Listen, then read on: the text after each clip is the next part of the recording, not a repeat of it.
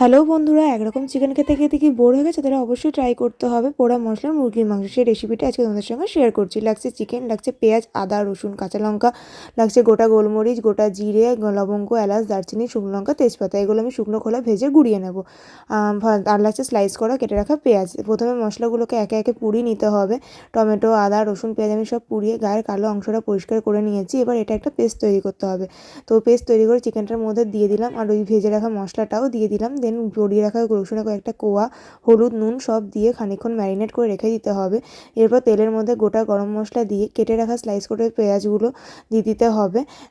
দেন পেঁয়াজটা ব্রাউন হয়ে এলে চিকেনগুলো দিয়ে ভালো করে কষাতে হবে। এরকম তেল ছেড়ে এলে চিকেনের মধ্যে অল্প গরম জল দিয়ে ঢাকা দিয়ে রাখতে হবে, যাতে চিকেনটা সেদ্ধ হয়ে যায়, বেশিক্ষণ না, 4 থেকে 5 মিনিটের জন্য। এরপর ঢাকা সরিয়ে নিয়ে ব্যাপার এরকম মাখো মাখো হয়ে এলে ওপর থেকে গরম মশলা ছড়িয়ে দিলেই রেডি আমাদের পোড়া মশলার মুরগির মাংস।